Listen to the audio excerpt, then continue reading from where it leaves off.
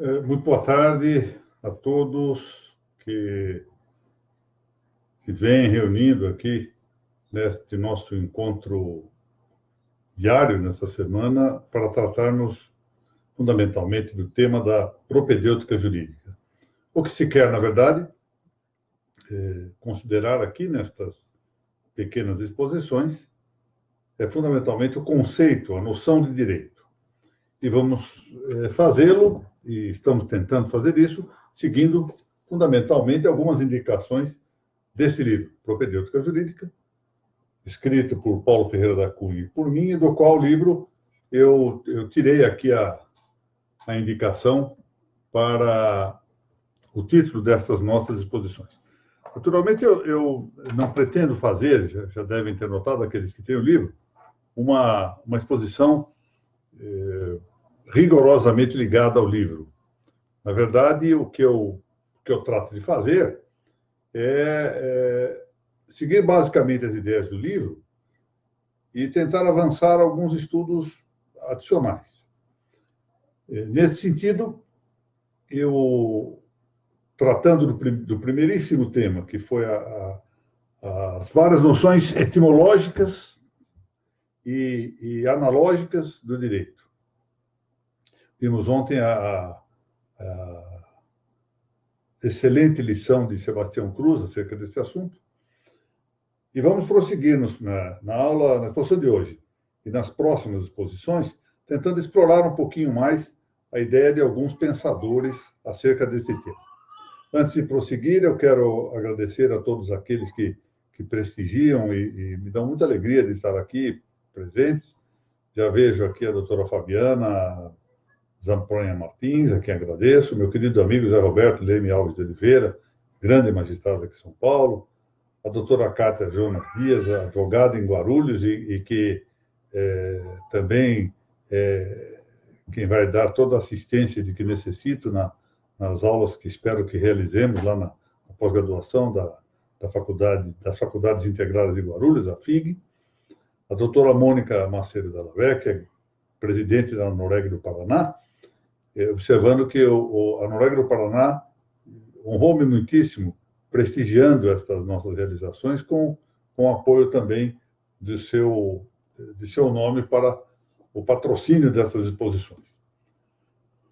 Bem, a primeira coisa que tenho feito aqui é indicar alguma leitura, né, para aqueles que querem aproveitar esse período de recolhimento compulsório para ler alguma coisa. Eu indiquei já o livro O Senhor do Mundo, do Robert Benson. Depois indiquei Os Noivos, de Alessandro Manzoni, que é uma leitura imperdível, inegavelmente. Ontem indiquei uma ficção muito interessante sobre a chegada dos demônios em Moscou, O Mestre Margarida, o Bulgakov. E hoje vou fazer a última indicação. Não vou voltar a indicar livros mais, não. Já bastam estes. Eu vou indicar um livro jurídico que penso que deveria ser buscado pelos senhores. Professora Isabela Bicalho, meus cumprimentos. Trata-se desse trabalho magnífico, Tratado da Justiça, de Jerônimo Osório. Pouca gente conhece Jerônimo Osório, engraçado. No entanto, é possível que seja um dos maiores juristas da língua portuguesa. Essa obra é uma obra editada pela Casa da Moeda de Portugal, Impressão Nacional, e no ano de, vejamos aqui, acho que 2000, parece. Mas ainda se encontra. Tratado da Justiça, de Jerônimo Gonçalves. Vale muito a pena ver. Bom, muito bem. O que nós vamos ver hoje? Doutora Liliana, que bom que a senhora entrou. Isso me constrange um pouco, dada a estatura intelectual dessa grande magistrada lá do Estado de Goiás, mas é que eu não tive tempo de responder a uma consulta que ela fez sobre o link aqui da nossa página. Eu estava preocupado com isso. Hoje nós vamos examinar um tantinho o que pensa, o que deixou dito Francisco Elias de Ferrada a respeito dos saberes jurídicos. Na semana que vem, na segunda-feira, nós vamos tratar de contrastar o que deixou assentado Francisco Elias Terrada, com o que posteriormente complementou seu amigo e grande professor também, grande pensador jurídico, que foi Juan Valère de Gottscholle. Vou complementar isso na segunda-feira. Depois voltaremos. O meu projeto é voltar ao Terrada para examinar alguns aspectos da sua obra. Bom, antes de tudo, quem foi Francisco Elias Terrada? Há um dicionário crítico de juristas espanhóis, portugueses e latino-americanos, coordenado pelo Dr. Manuel Peláez, que está aqui, do qual o dicionário eu tive a honra de participar com alguns verbetes, e que tem aqui uma excelente biografia de Francisco Elias de Terrada Espínola, escrita essa biografia pelo grande professor, constitucionalista e filósofo da política, Miguel Ayuso Torres, meu estimado amigo. Ali há uma indicação muito interessante sobre a vida de Terrada, mas eu darei aqui apenas alguns desses elementos. Francisco Elias de Terrada, que eu tive a ocasião de conhecer aqui no Brasil em 1976. Ele nasceu em abril de 1917, no dia 6 de abril de 1917, na cidade de Madrid, e logo se trasladou para Sevilha. Na verdade, ele foi um adotado de Sevilha. Morreu muito precocemente, em virtude de uma operação, de um procedimento cirúrgico, quando tinha 60 anos de idade, no dia 18 de fevereiro de 1978. E deixou em curso, quero saudar aqui meu amigo Marcelo Assis, que foi um dos que teve a sorte de adquirir o Tratado de Filosofia de que eu vou falar. Também minha saudação ao Dr. João Paulo Silveira dos Santos e ao meu amigo Rogério Tobias. Ele deixou em curso, Francisco Elias Terrada, além de uma obra muito vasta, era um homem de grandes leituras. Eu lhes conto um dado que não está na biografia sobre ele, escreve aqui concisamente, Miguel Ayuso, que quando ele vinha a São Paulo, hospedava-se na casa de seu grande amigo, o Dr. José Pedro Galvão de Souza, era comum que ele passasse várias horas da madrugada tomando nota em fichas de livros que o Dr. José Pedro tinha e que ele não tinha. Então, era um homem realmente, além do mais, muito erudito. E a prova disso, que poderá ser confirmada pelo Dr. Marcelo Assis, foram os 2 primeiros tomos de um projetado tratado de filosofia do direito que ele escreveu, que é esse que está aqui. O primeiro tomo foi publicado pela Universidade de Sevilha em 1974. Um livro muito grosso, como vemos. O segundo foi publicado em 1977. E era para ser uma obra de pelo menos 10 tomos, essa era a previsão.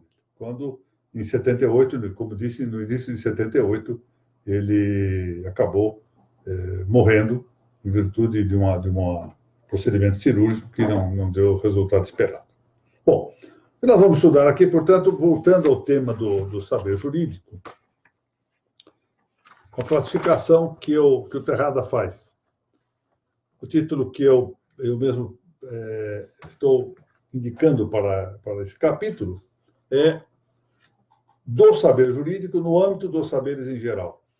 E, nesse momento, nós vamos nos concentrar, sobretudo, na classificação que Francisco Elias Terrada fez dos saberes em geral, uma vez que, de algum modo, essa classificação está antecipada, especificamente, pelos saberes jurídicos, matéria que nós tratamos anteontem. E, quando em quando, portanto, em todo caso, eu pretendo avançar algumas ideias que permitam concretizar um tanto, ou especializar um tanto essas questões aqui, relativas à situação do direito no campo dos saberes jurídicos em geral. Muito bem. A obra, nesse primeiro tomo, superado o prefácio, em que ele faz uma observação, chama a atenção, sobretudo, dos magistrados que se encontram aqui entre essa minha audiência tão honrosa para mim, mas também chama a atenção disso para os registradores e notários que sabem, e acho que os advogados também sabem, o que é conviver com isso. Olhem o que ele diz aqui no prefácio. Quero render destas páginas que ele está escrevendo, pública homenagem de gratidão ao senhor Dom Sisto Lopes Lopes. Sisto Lopes Lopes, digníssimo magistrado titular do julgado número 11 de Madrid, o qual, no dia 25 de fevereiro de 1972, dignou-se processar-me porque eu estimei delitivo, porque ele estimou delitivo, o fato de eu ter asseverado em documento público um velho aforismo. Que dizia esse velho aforismo? Aspas. Autoridade que se aparta da lei não merece consideração de autoridade. Autoridade que se aparta da lei não merece consideração de autoridade. Aqueles que fizeram faculdade de Direito há muitos anos sempre ouviam falar na sala de aula que a primeira coisa que se vê, tanto na atividade dos magistrados quanto na legislação, é o tema da competência. Quem é competente para fazer o quê? Esse é o problema que muitas vezes se esconde aqui com esse aforismo, né? Que abrange por isso. Autoridade que se aparta da lei não merece consideração de autoridade. Pois bem, claro que uma frase como essa deixa à margem uma série de questões, entre elas o problema da equidade corretiva, das situações que não estão previstas, não poderiam ser previstas pelo legislador, que legisla em abstrato e para a generalidade dos casos, mas são situações excepcionais. O que esse aforismo ataca, e muito bem, é a pretensão concorrencial de que, por exemplo, os juízes substituam os legisladores, que haja emissão de normas por poderes que não têm competência constitucional para editar normas, etc. Muito bem. Começa a sua obra, Francisco Henrique Terrada, com uma observação interessante. Ele distingue aqui saber e conhecer. Se os senhores forem estudar a matéria em outros autores, vão ver que há diferenças, quando menos, distinções de matizes, e muitas vezes até inversão dessas posições. Ele adota a partir de uma terminologia e me parece bem. Eu apenas alerto que pode haver, de autor para autor, alguma diferença de posicionamento. Diz ele que saber é perceber o que uma coisa é.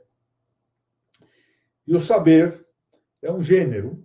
Saber que é perceber o que uma coisa é. Esse saber é um gênero que tem como espécie o conhecimento. Porque o conhecimento, diz ele, importa sempre uma intervenção racional.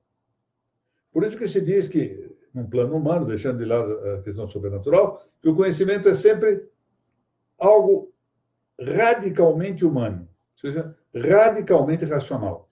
Só há conhecimento racional. Agora, saber pode não ser racional e, portanto, além do conhecimento como espécie de saber, haverá outros saberes dos quais ele tratará. Porque o saber se dirige quase sempre, deixando de lado o conhecimento racional, ao conhecimento de regras. Regras que muitas vezes se cumprem sem que haja consciência da observância delas. Suponhamos que uma pessoa nunca tenha estado numa escola e não tenha a menor ideia da lei da gravidade. Mas ela cumpre a lei da gravidade, cumpre a regulação ordenada da lei da gravidade, sob pena de ficar toda hora caindo, né? Ou toda hora deixando cair coisas, porque ignora essa regra. E, no entanto, não precisa ter consciência dela. Uma criança pequena, logo que começa a andar, ou muitas vezes até engatinhando, e quando vê que falseia o braço e vai com o rosto ao chão, sabe que tem que observar certos cuidados, certas regras, certas normas ordenatórias.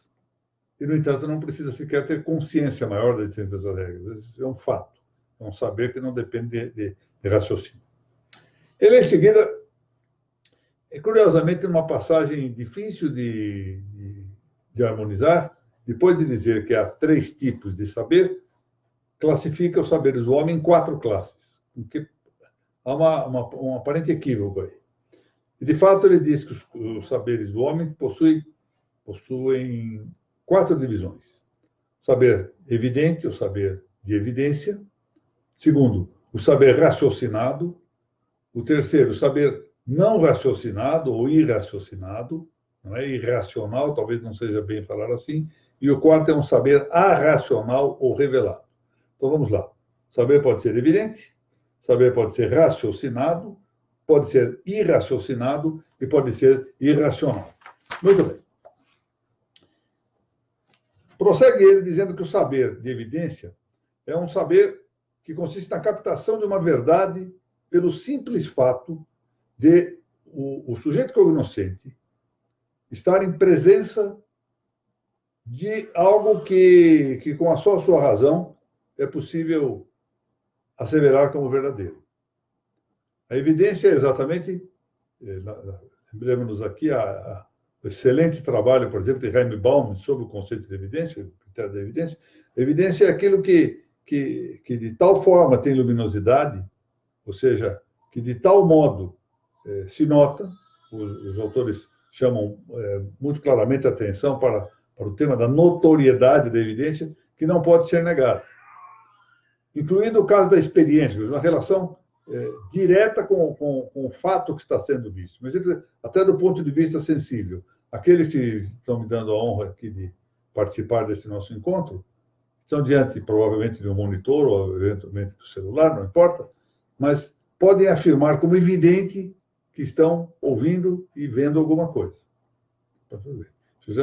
Digamos que isso já está diretamente fundado na realidade. Da realidade da mesma coisa em si, como diz Terrat.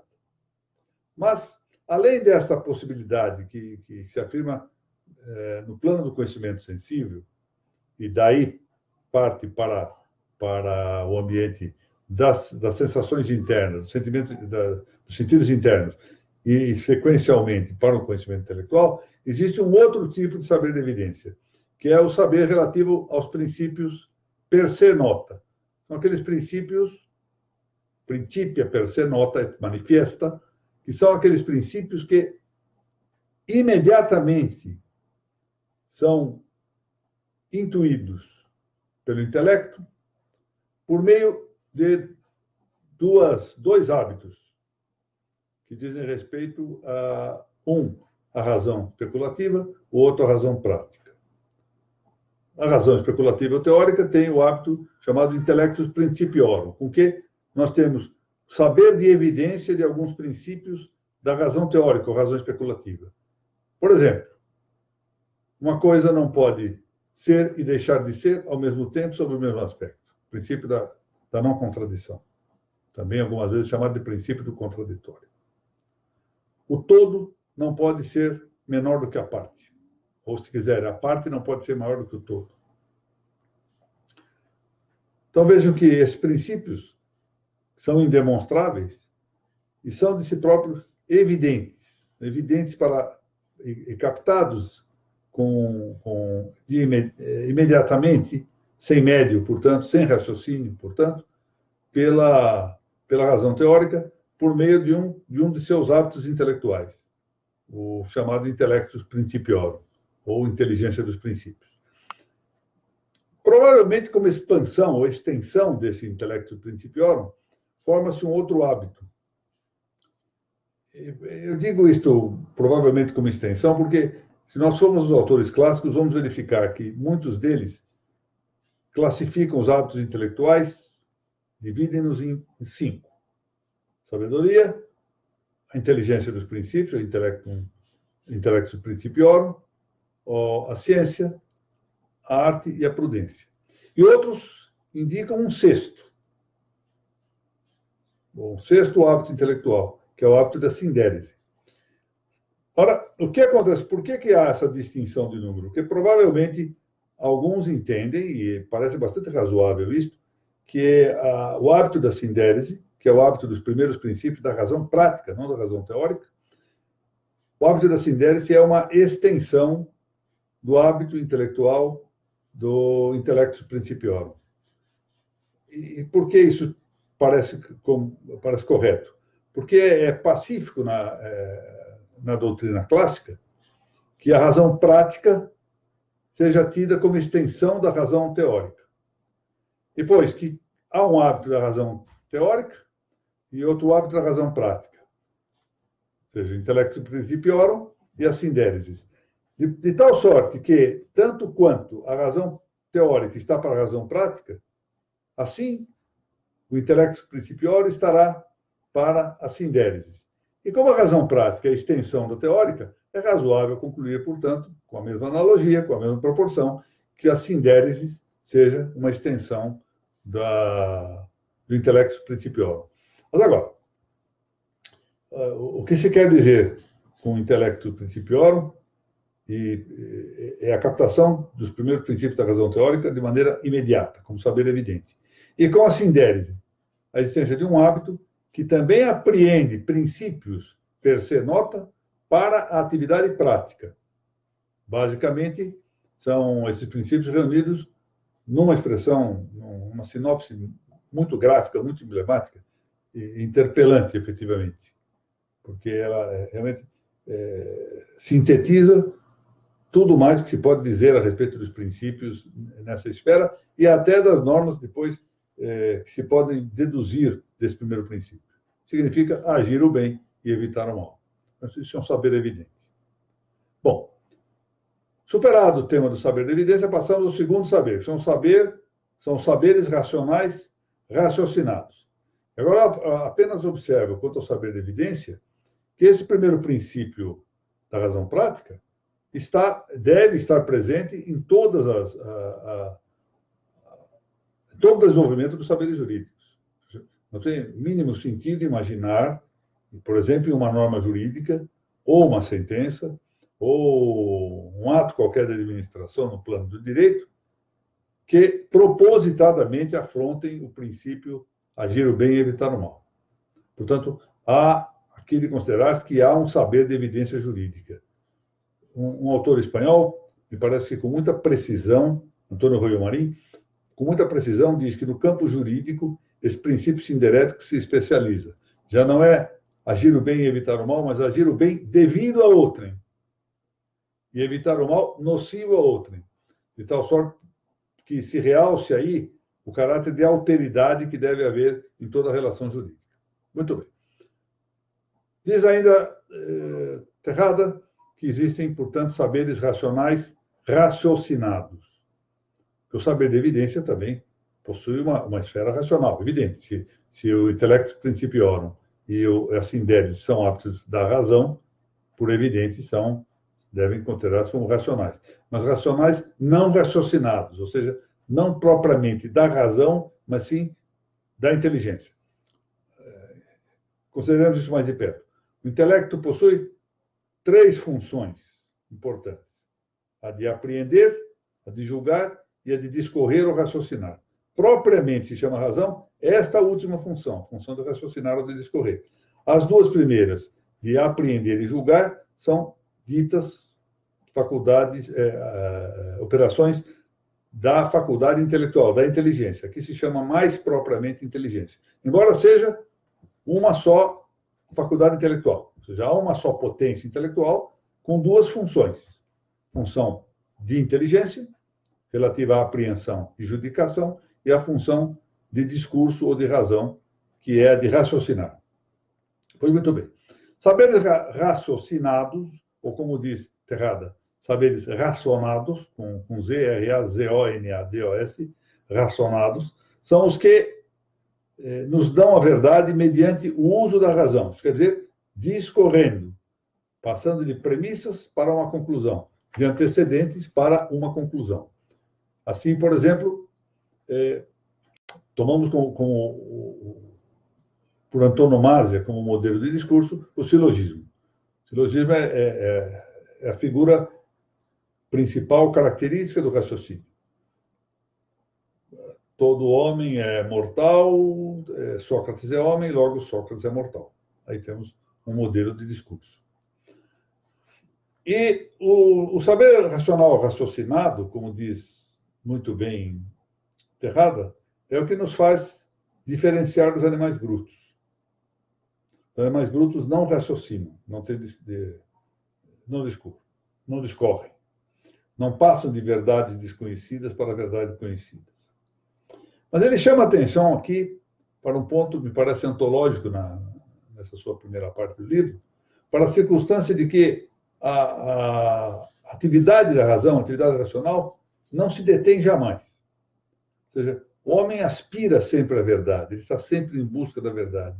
Essa é uma coisa que a idade convenceu-me, que quanto mais velho eu tenho ficado, me parece que mais ansiedade tenho de buscar a verdade e não consigo encontrá-la no seu todo, sem, não só no plano horizontal, ou seja, no plano da quantidade de conhecimentos, mas também no plano, muito mais no plano vertical, de intensidade, ou, se nós quisermos melhor dizer, vertical.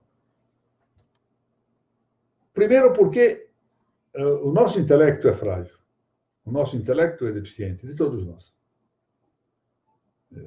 Segundo, porque a condição mesma dos seres, dos entes que nós temos de conhecer, exige, muitas vezes, um esforço de investigação, de sindicância, muito tempo de estudo, de análise. E, em alguns casos, nós não conseguiremos chegar mesmo a conceber inteiramente, porque o objeto é superior, é inabarcável pela nossa inteligência limitada. Portanto, é uma coisa interessante essa ideia de que somos vocacionados para a verdade e passamos a vida inteira em busca dela, ou seja, indo atrás dela e nos dedicando a tentar encontrá-la. E só teremos êxito, segundo um evento, para dizer isso, segundo a vida que nós levemos depois da morte.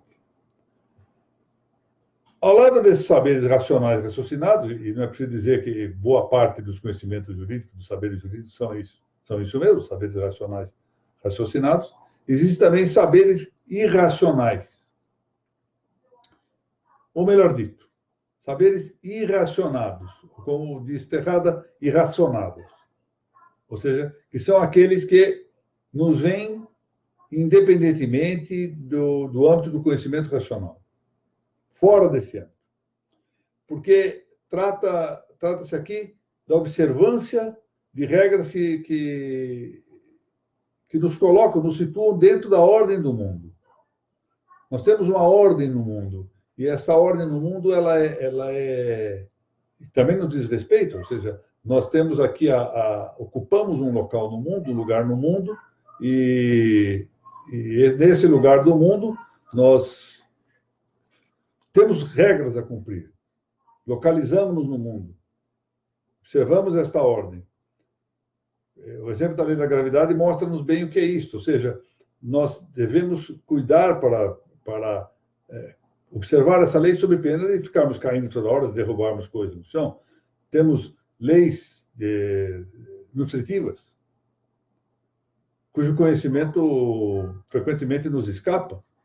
Agora, sobretudo, isso é importante de considerar, porque ordem não é uniformidade, não há uma uniformidade, mas uma variedade hierarquizada, uma proporção harmônica ou proporcionada entre os seres. E é dentro dessa proporção que nós temos de nos localizar e nos situar. Por fim, vamos aqui falar do saber revelado. Trata Terrada do saber revelado, observando que é o saber de fé, e distingue-o do saber por fé. Nós podemos ter saber por fé. Eu, por exemplo, sei por fé o que, por exemplo, o Dr. Rogério Tobias certificar como sendo verdadeiro. Ele tem fé pública.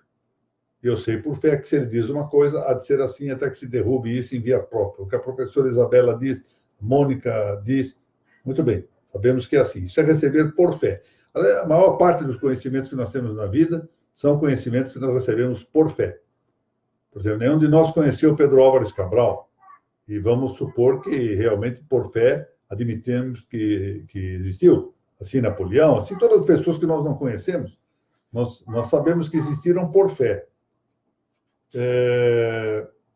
Em troca, há um saber de fé. O saber de fé é o saber daquelas coisas que nós queremos por uma autoridade que não faltará em caso algum, que não poderá enganar-nos nem enganar-se. Essa autoridade só pode ser a autoridade de Deus, outra não há, que nunca possa enganar-se nem enganar-nos. Portanto, aqui está o saber revelado, aquilo que nos vem não pela razão, mas vem pela revelação. e que possui os seus mistérios, que nós aceitamos por ser matéria exatamente de fé. As pessoas que querem compreender mistérios querem não ter mistérios. O dia que o mistério for revelado, já não é mistério, por definição. E nós temos elementos para receber essa revelação. Tanto elementos literais, recebemos revelação pela Bíblia, aí está a Bíblia, e pela tradição, que nos deixou um imenso legado. Aliás, é pela tradição que nós confirmamos a veracidade da Bíblia. Muito bem. Aqui estão, portanto, os 4 tipos de saber observados por Terrada. E dentro dos saberes racionais, agora nós vamos fazer a divisão que nos interessa muitíssimo para o campo do direito. Notemos que, tanto no saber não raciocinado quanto no saber revelado, haverá também alguma forma de saber jurídico. Saber revelado é manifesto. As normas do Decálogo são normas de lei eterna e lei natural. Aliás, todos os preceitos de Deus, salvo os cerimoniais, são preceitos de lei natural. Os saberes irraciocinados são importantes para a nossa vida. Um magistrado, por exemplo, quando o doutor Marcelo Assis ou o doutor José Roberto Leme Alves de Oliveira forem proferir sentenças, há certos fatos que são notórios, que certas regras notórias na natureza, que eles têm que observar. Ou seja, uma pedra não cai de cima para baixo, cai de baixo para cima. Isso é um fato notório. Salvo a circunstância de um milagre, isso não é possível ser diversamente. Ou seja, há aí algo que interfere, sim, no campo do direito, enquanto nós entendamos que o direito não está afastado da realidade. O direito não é aquela normazinha escrita no Diário Oficial, mas está no caso. É ali que nós temos que verificar qual é a situação justa. Muito bem. Terrada prossegue, e agora entra aqui, ainda na parte... Essa parte é a parte introdutória do livro dele. Vejam que vai até a página 28. A partir da 31, ele começa a examinar. Vejam, até aqui, só no primeiro tomo. Ele começa a examinar mais profundamente essas afirmações que eu estou resumindo aqui. Ele, então, fala lá das classes de saberes racionais, ou seja, agora já estamos cuidando das subdivisões. Bom, há aqui uma diferença em relação ao que eu expressei anteontem, porque Terrada, como veremos em seguida, considera o saber comum sob uma ótica um tanto diversa da que eu considerei voltada ao direito, e adiante inclui o saber prudencial no âmbito do saber técnico. Eu acho que é mais um problema terminológico do que semântico, mas vamos deixar isso aqui apontado. Primeiro, ele diz que o saber comum, e esse é o tema que mais distingue do meu modo de entender a questão, como um saber de evidência. Diz ele que o saber comum é um saber de evidência porque ele consistiria na admissão da existência de uma ordem hierárquica no universo. Ou seja, há uma hierarquia nos entes do universo. E isso é algo evidente. Sabemos, compreendemos que a ordem, ou seja, variedade, uma variedade regulada, e sabemos que essa regulação leva a uma hierarquia de entes. Em segundo lugar, porque descobrimos pelo saber evidente, a particular posição que cada ente possui dentro dessa ordem. E, finalmente, esse é o ponto principal, que é o conclusivo, pelo saber evidente, nós descobrimos a obrigação que temos de, enquanto sujeitos livres, ou seja, enquanto agentes livres, concordarmos, concertarmos nesta ordem para que ela siga conservada. Ou seja, quando se vê, por exemplo, situações de rebeldias contra a natureza das coisas, o resultado é o ataque à ordem hierárquica do universo. Ou seja, é a ruptura com a nossa própria liberdade, porque a nossa liberdade está em escolher os meios adequados para conservar, para subsidiar a ordem universal. Vamos ver um exemplo aqui concreto. Se eu resolvo construir um serviço de água para levar essa água até uma comunidade que se situa, uma pequena cidade, que está no alto de um morro. Não adianta eu colocar a caixa d'água no pé do morro. Para que eu conserve esta ordem, reconheça essa ordem, eu tenho que colocar a caixa d'água no local mais alto do que a casa que eu vou servir, a comunidade ou cidade que eu vou servir. Quando os seres humanos resolvem de maneira autônoma contrariar esta ordem, outro dia eu vi muito, é uma anedota em tempos como nós vivemos, é algo um pouco, digamos, é o chamado humor de decadência, como disse Diana Nabuco. É muito interessante.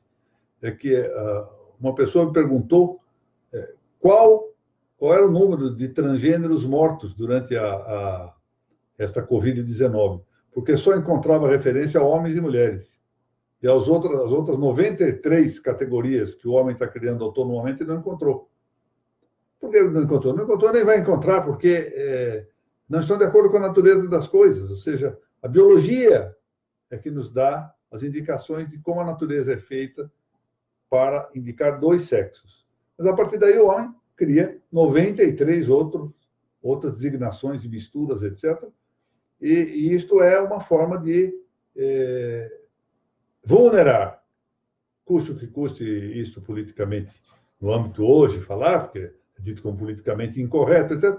E aqui não vai nenhuma discriminação, nenhum preconceito, nada. Apenas estou verificando a realidade das coisas. É vulnerar essa ordem que existe no universo. Portanto, esse é um saber de evidência e com uma classe de saber racional, mas aqui não vai raciocinar. Segundo saber que menciona Terrada é o saber que ele chama de saber técnico, e aí inclui tanto o saber artístico, que é o propriamente que se pode designar de técnico, quanto o saber prudencial. A diferença aqui, talvez tenhamos uma aula à frente para cuidar um tantinho desse conceito de arte que envolve as belas artes e as artes produtivas, de útil. Mas a diferença aqui é que a arte visa a produção exterior, tanto do belo quanto do útil. E a prudência diz respeito a algo imanente, a ação imanente, própria do agente que pratica o ato. Portanto, aqui nós estamos cuidando do que nós chamaríamos de saber prático. É o saber prático, envolvendo tanto o técnico propriamente dito, ou poiético, de poiesis, do grego poiesis, quanto o saber prudencial. Então, há aqui dois modos, especificamente quanto à técnica stricto sensu, ou seja, a técnica voltada útil, com que Terrada chama a atenção, me parece de maneira muito feliz, entre o relacionamento que se dá entre o saber técnico e o saber científico.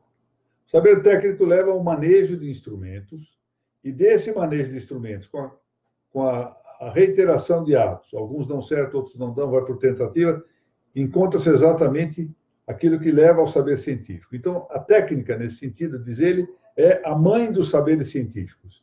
Ou seja, o saber científico, o saber da ciência, resulta da técnica, resulta da racionalização das técnicas. Na medida em que as técnicas são racionalizadas, elas nos levam à ciência. Como agora estamos vendo aqui, nesse fenômeno aí da nossa epidemia. Estão testando 2 medicamentos.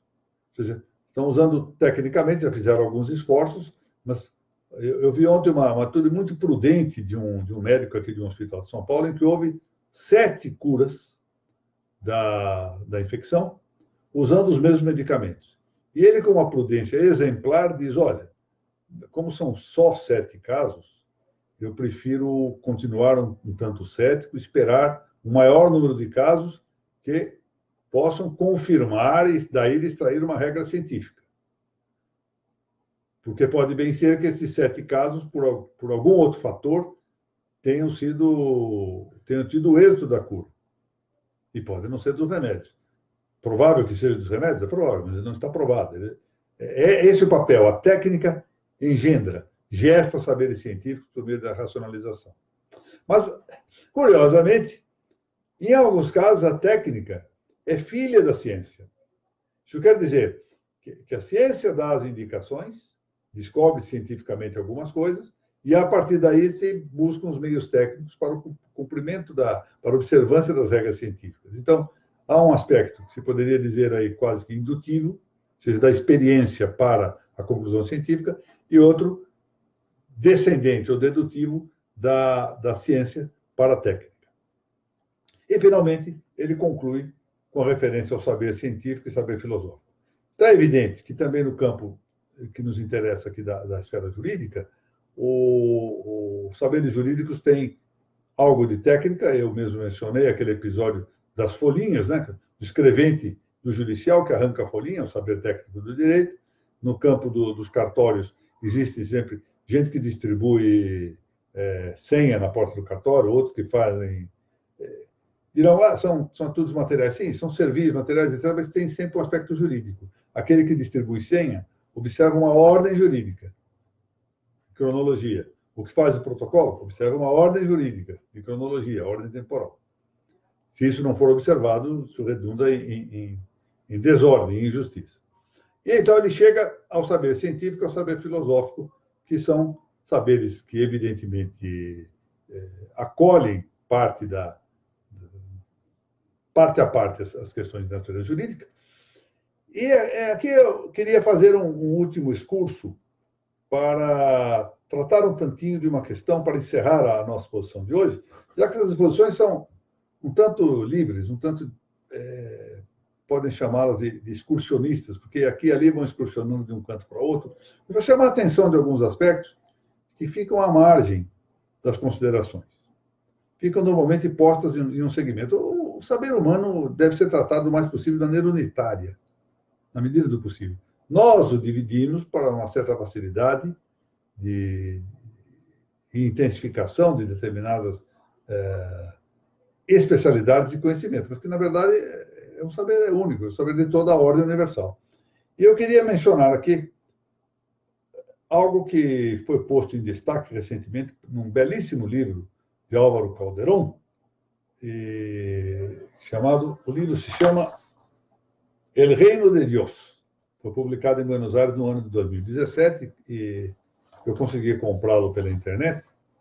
Já o li, é muitíssimo interessante, é um livro muito interessante. Álvaro Calderón é um relativamente jovem pensador, não é?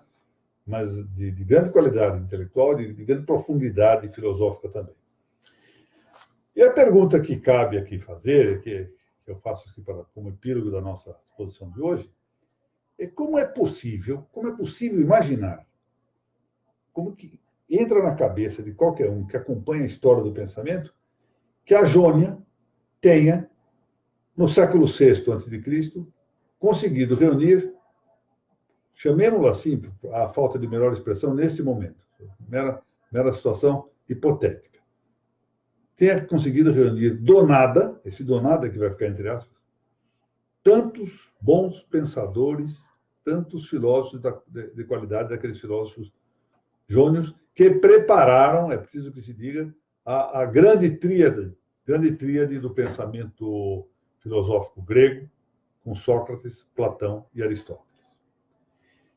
E Calderón, nesse livro El Reino de Dios, chama atenção para o fato de que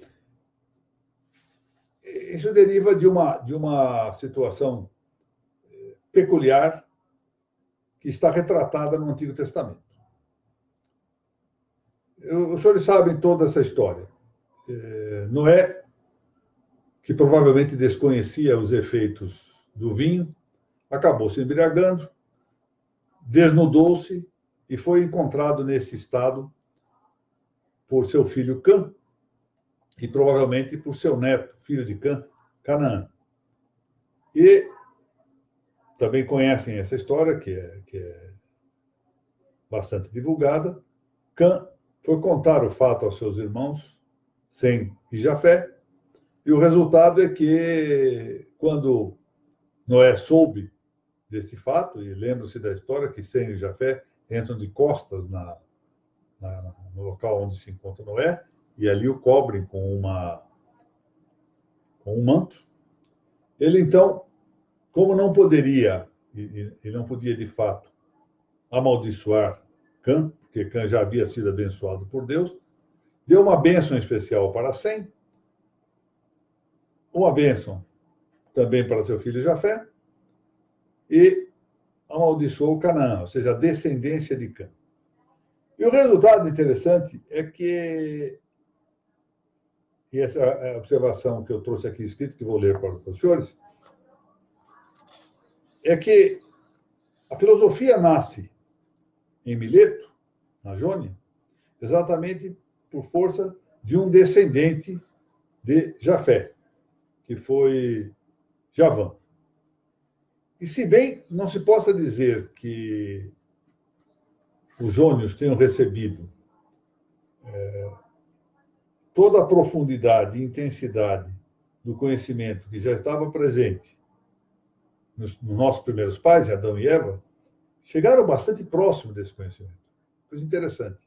Só pode explicar-se realmente, a não ser que nós acreditemos aqui em algo absolutamente fantástico. Há estudos para tudo, né? Vem de outro mundo, vem de outro planeta. Só se pode entender isso como uma bênção especial de Deus, por meio de Noé, que vai influenciar os herdeiros de Javã, ou seja, os herdeiros de Jafé. Olha o que diz aqui Álvaro Calderon para explicar essa situação.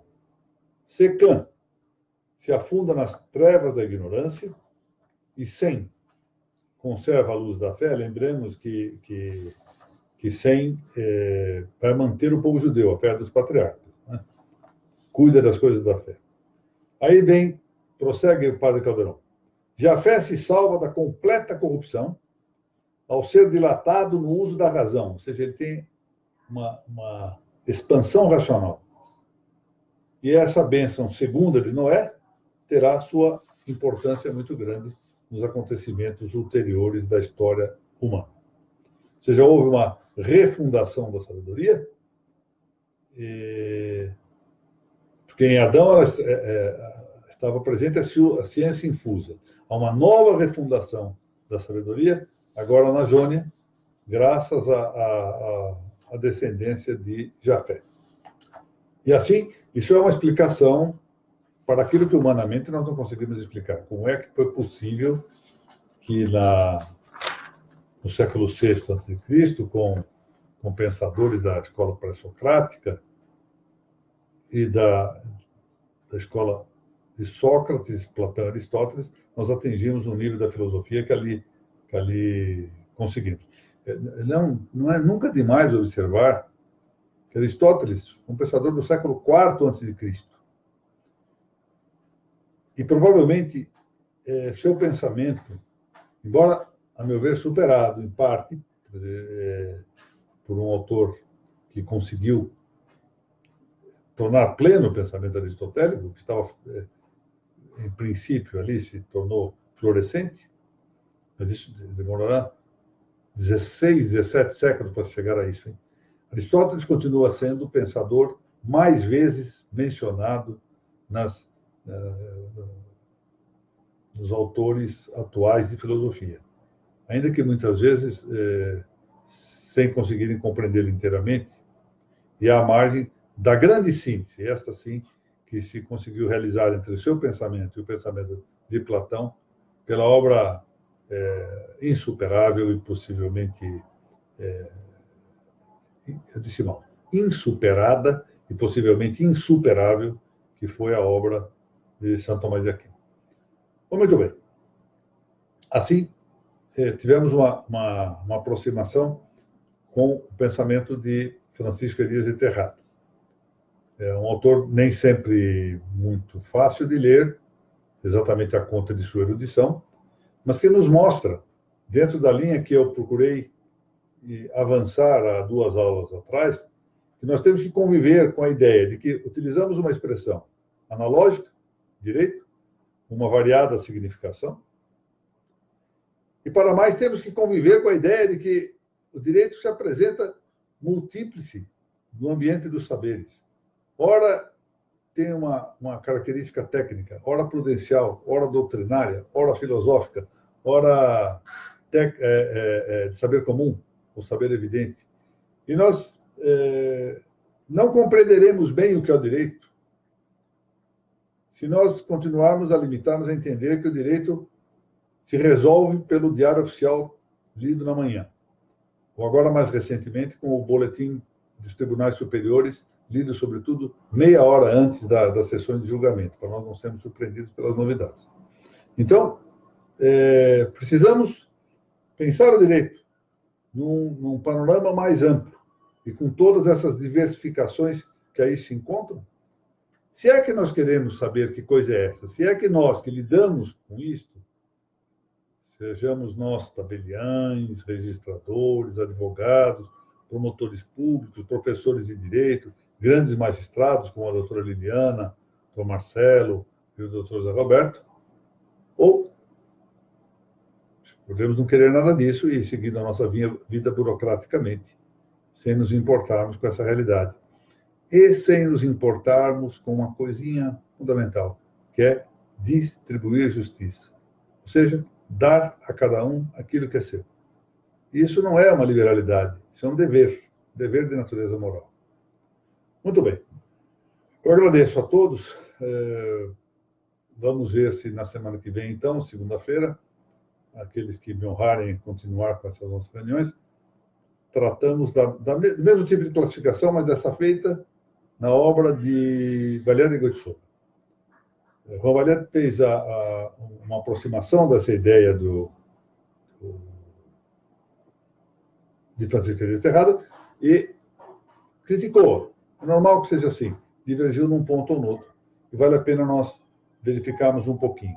E para mais, Valère faz uma coisa que acho que interessa muito aos juízes, aos advogados e aos tabeliães de notas e registradores, que é ter tratado um tantinho mais, de maneira mais aprofundada, de duas virtudes anexas ou hábitos virtuais da virtude da prudência. A gnome, ou se quiserem em português aqui mais ou menos atrapalhado, gnome, e a sínese.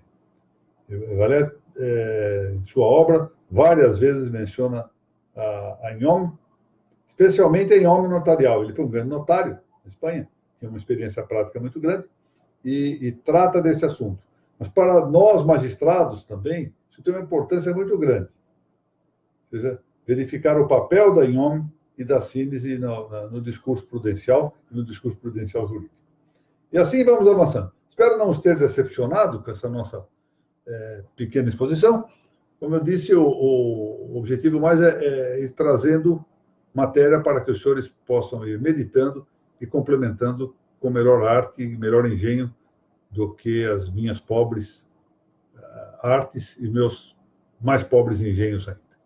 Muito obrigado a todos. Deixa eu ver aqui quem que... Nem todos aparecem. Vamos ver aqui. Vamos cumprimentar aqui a doutora Fabiana, já disse, o doutor Zé Roberto, meu grande amigo, a doutora Kátia, a doutora Mônica, a doutora Isabela, Laura Porto, que é quem faz aqueles avisos das aulas, muito obrigado, doutora Liliana, doutor Rogério, doutor Marcelo, doutor João Paulo Silveira.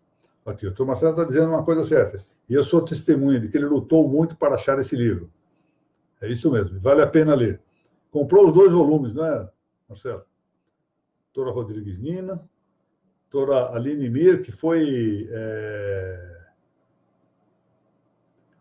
candidata de acesso à magistratura, ela foi bem aprovada no concurso que eu presidi. Doutora Margarete Maia, doutora Delma Nunes, minhas saudações. Cláudia Rosa com o Felipe no colo, muito obrigado. Doutor Fausto, que sempre está presente. Doutor Hilário, também agradeço ter compartilhado a aula de hoje. Esses dois são dois excelentes acompanhantes aqui das nossas aulas. Doutor Leonardo Fazioni, grande nome. Esse é um pensador que eu pelo muito bem que escreve. Tem uma redação magnífica, uma aptidão para a escrita muito grande. Doutor Antônio Ranaldo Filho, estimado amigo, espero que estejam todos melhores na sua casa e que em breve possamos conversar pessoalmente. Publicou recentemente um livro magnífico sobre a cidadania italiana, que eu tive a ocasião de ler. Doutor Gustavo Borges de Oliveira, que faz um comentário aqui sobre ordem hierarquizada. Doutora Thaís Castelo Branco, minha estimadíssima amiga, braço direito aqui dos nossos cursos. Doutora Flávia Ilka Terzian, que já foi minha grande servidora lá na Biblioteca do Tribunal de Justiça. Muito bem, muito bem. Maria Isabel Dipp Capolete, mãe do Joaquim, entrou agora também. Bom, muito obrigado a todos, os demais que eu não consigo ver aqui na minha página. O meu agradecimento muitíssimo por esse nosso encontro. Quando menos, nós estaremos gastando um pouquinho de tempo sem ficar com essa coisa obsessiva, obsedada de só falar de vírus e doenças, como se não houvesse outras doenças na vida. Muito obrigado. E até segunda-feira, se Deus nos permitir.